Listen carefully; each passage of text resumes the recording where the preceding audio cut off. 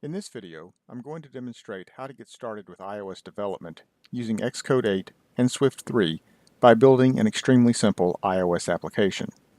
The app will be simple so that I can focus on the fundamentals of using Xcode and some iOS terminology as well. To get started, I will open Xcode. Then I will go to the File menu and select New Project. The New Project dialog will come up as seen here. And the first thing that I need to do is select a template for the type of application I want to create. Now there are many different options here for type of applications as well as the devices that they will run on. So there is iOS for the iPhone and the iPad, watchOS and Apple Watch, tvOS and Apple TV, and so on. But I'm focusing on iOS in this demo. And the different application types have various use cases.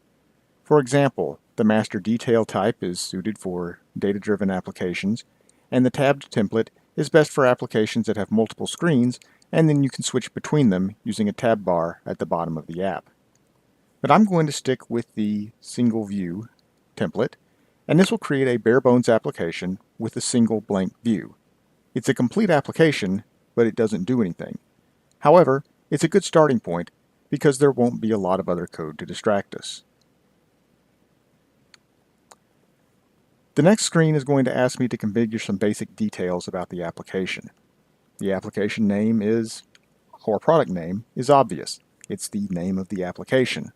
And I'm going to call mine My First App. Then the team name. This doesn't really matter for right now. It only matters if you want to deploy the application to a device for testing or submit it for download from the iTunes App Store. If you have registered with the Apple Developer website and logged into Xcode using that account, you'll see a team name here, and mine is Douglas Starnes. Otherwise, none will suffice for now. The organization name doesn't matter much either. Just use your name or a company name. The organization identifier does matter. This is part of what will uniquely identify your application, and it is using reverse domain name format. So I own the domain douglasstarnes.com, and I added the subdomain apps to make apps.douglasstarnes.com. Reversing this would make it com.douglasstarnes.apps, as you see here. Now it's important to note that apps.douglasstarnes.com does not have to exist, and as of this recording, it doesn't exist. But that doesn't matter. It just has to be unique. And using a domain name that you own is more likely to be unique. Now next is going to be the bundle identifier, which is a combination of the organization identifier and the product name. And this is the unique identifier that globally identifies your application. The language should be set to Swift. Objective-C is an older language that is still supported by some legacy applications, but most new applications should usually be written in Swift. For devices, I'm just going to use the iPhone. It doesn't really matter for this project, but I'm going to use iPhone for simplicity. And then the boxes for core data and test generation, I will leave alone for now.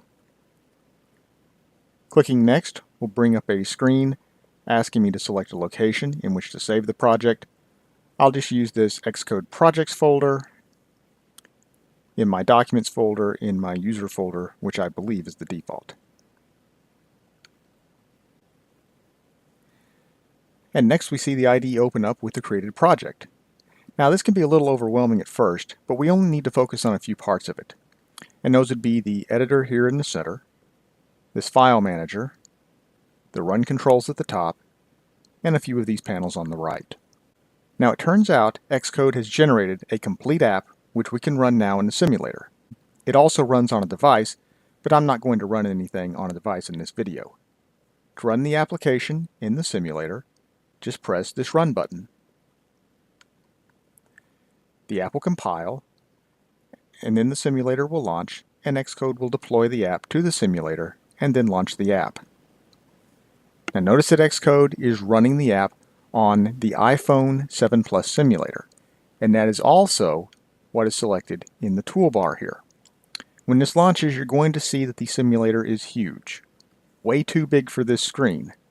And actually, even at 50% scale, it's still too big. And that's an unavoidable issue with the constraints of screencasting. I'm recording at a lower resolution to optimize the video for streaming. However, the resolution of the iPhone 7 Plus is much more than that, so it looks gigantic. And the solution is going to be to use a different device. So I'm going to stop the simulator.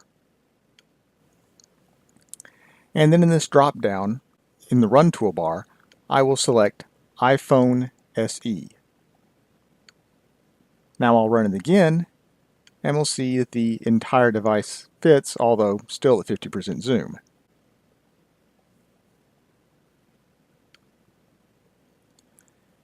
If you're wondering why I didn't scale down the iPhone 7 Plus even more, it's because if I scale it down too far, the screen will start to pixelate and be hard to read at this resolution. So now it's time to start building the app. I'm going to stop the simulator again. And I'll start off by designing the layout of the user interface of the app. Now this app is only going to have two UI elements, which is going to be a button and a label. And when the button is pushed, the text in the label will change, representing how many times the button has been clicked. To lay out the user interface, I'm going to work inside of a storyboard, which is a visual design surface that you can use to drag and drop UI elements and position them the way that they will look on the device itself. So I'll click on the main storyboard and it will open up in the editor. I'm going to zoom out a little bit. Now notice that Xcode is displaying a shape that looks a lot like an iPhone screen. This is what's called a view controller. Now you can't see a view controller in the application because it's actually the code which defines the logic for the view. And the view is the part that you can see. So the view is represented by this area here, which is blank right now. One view controller is designated as the first view controller shown when the app launches, and that is what this arrow here means. Of course, this is the only choice in this application, but most apps have more than one view controller. So the storyboard says that when the application launches, it should default to a view controller with a blank view, and when we ran the application in the simulator, that is exactly what we saw. So everything lines up so far. Now I'm going to add a button to this view. To do that, I'll first open up the object library, which is this third icon in the lower panel. Then at the bottom of the object library, in the search box, I'll type button. The first control that comes up is the one I want, so I'll drag it onto the view. Notice as I drag the button around, Xcode displays these dashed blue lines to help me position the button. So here is the horizontal center, the vertical center, the left margin, and the top margin. Also, when multiple controls are on the screen, it will help you position them relative to each other. I'll put the button at the top margin in the horizontal center. Again, the button is a little blurred because of the screen resolution. I'll zoom in here a little. And next I'm going to change the text of the button. With the button selected, I'll open the Attributes Editor, which is the fourth icon over here. Then I'll change the text in this text box to say, Push Me, hit Enter, and wait a minute. The text is too big for the button. Now, there are several ways I could fix this. First, I could use these handles to change the width of the button, but that's tedious. Instead, I can let Xcode size it for me. So, I'll go to Editor, Size to Fit Content, or I can just press Command equals. Either way, Xcode will make the button just wide enough to accommodate the new text. Now sometimes after changing the text, the button will need to be recentered. Now for the label. I'll go back to the object library and I'll search for label. Then I'll drag a label onto the view, horizontally center it, and position it just below the button until that blue line appears. Let's run the app in the simulator and see how it looks.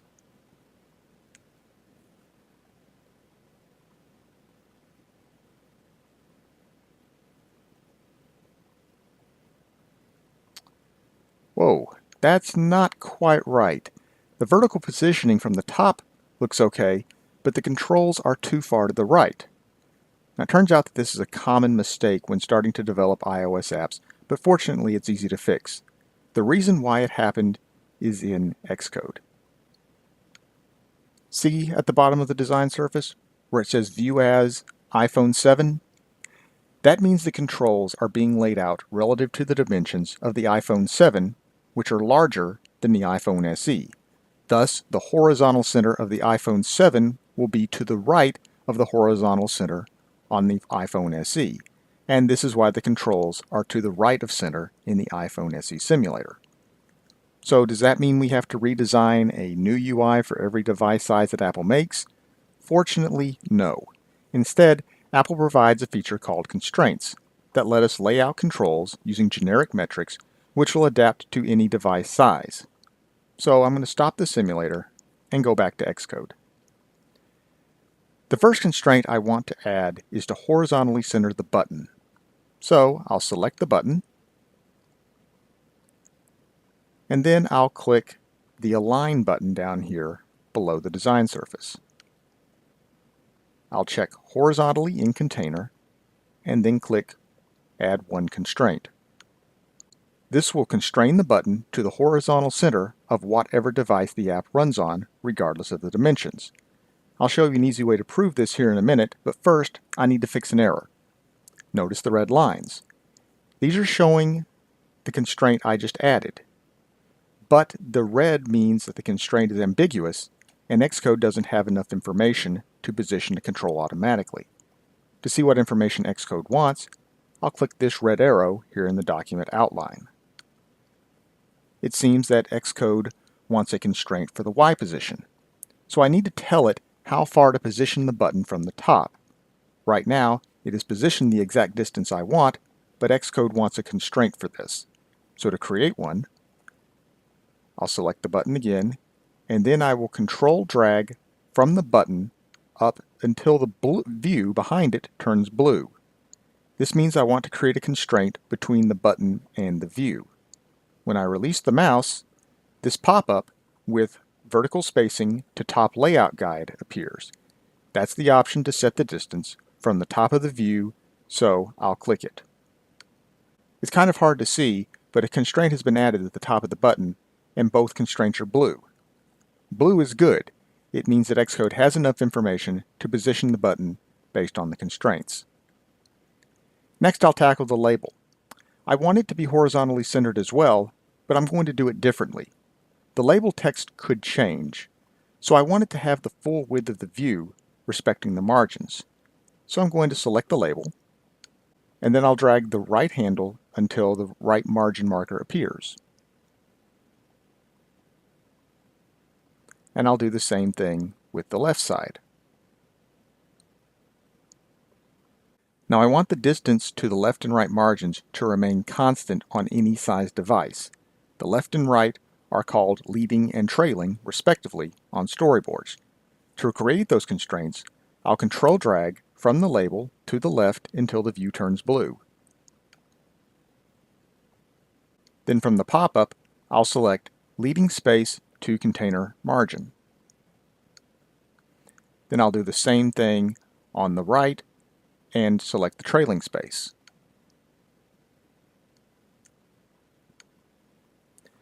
The constraints, however, are still red, and that's because I still have to provide a vertical constraint again. This time, instead of creating a constraint relative to the top of the view, I'll create one relative to the bottom of the button. So, I'll control drag up from the label until the button turns blue. Then I'll release the mouse and select vertical spacing. Now all of the constraints are blue. Excellent. But how does it look on an iPhone SE? Instead of running the simulator again, we can see a preview inside of Xcode. Click on the View as text below the design surface. This panel comes up which shows many iOS device sizes. There is everything from the 12-inch iPad Pro to the iPhone SE.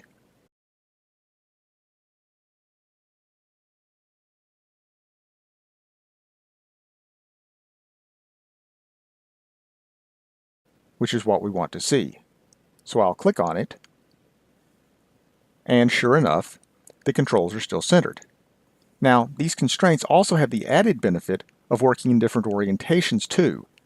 So I can switch to landscape and see that the controls are still centered. I want to do one last thing, and that is center the text within the label. So first, I'll switch back to portrait view. Then with the label selected, I'll click this button over here for the center alignment. Next is the logic that will change the text of the label when the button is pushed, or touched in this case. The logic is put in the view controller, which is a Swift class. The single view template has already wired one up for us, so I'll click on viewcontroller.swift to open it. To get the app working the way I want it, I'll need two special items in the code. First, I'll need a way to refer to the label and access its properties. iOS calls this an IB outlet. I'll also need a way to trigger the action of changing the text when the button is touched, and this is called an IB action. In case you're wondering, the IB prefix stands for Interface Builder, which is what older versions of Xcode called the UI editor when it was a standalone application. The IB outlet will be a variable of type UI label, which is the class that represents a label element, and I'll define one like this. The @IB outlet is the special syntax for creating a variable that is an IB outlet. The rest is just a regular Swift variable.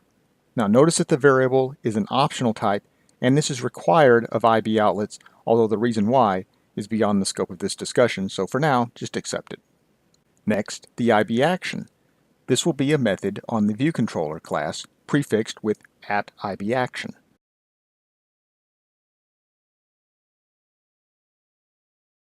The sender passed to the method is the button which was touched. And now, back to the storyboard to wire these up.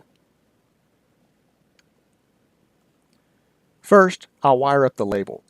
To associate an IB outlet with a control on the storyboard, control drag from the view controller to the control on the storyboard, the label in this case. The view controller is represented by this yellow circle.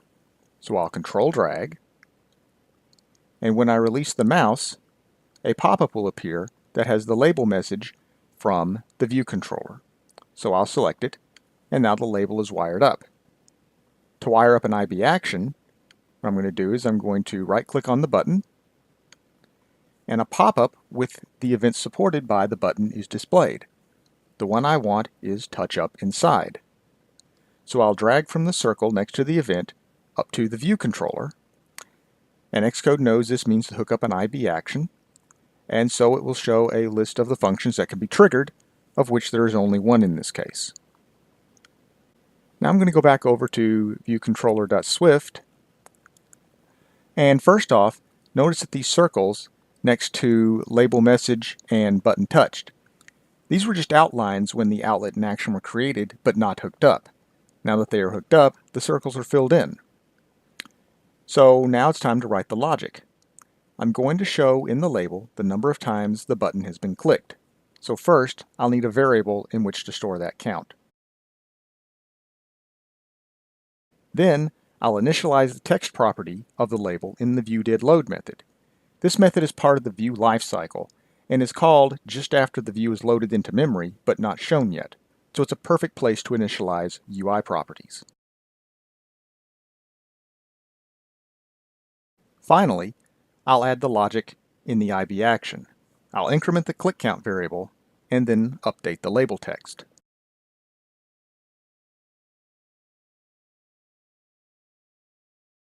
In case you were curious, the reason why I am using the plus equals operator instead of the increment operator is because the increment operator has been removed from Swift 3, and it never really should have been included in the first place.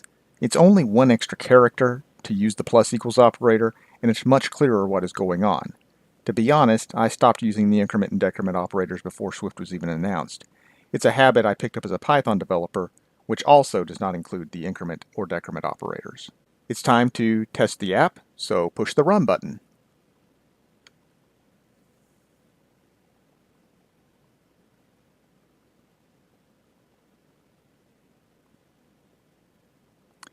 the controls are in the right place and the message text is correct, and touching or clicking the button increments the click count.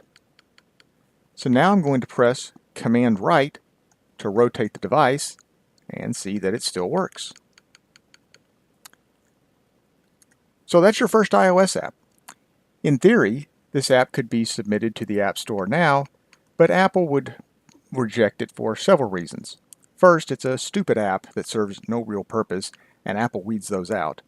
Also, it doesn't meet the guidelines as far as icons and other fine details go. But those fine details mean a lot to Apple. And in later videos, as I demonstrate more complex apps, I'll point those out. In the meantime, you could try extending this app. Maybe add a button to reset the click count. If you found this video useful, I'd appreciate a like, subscribe, or mention on Twitter. Thanks for watching.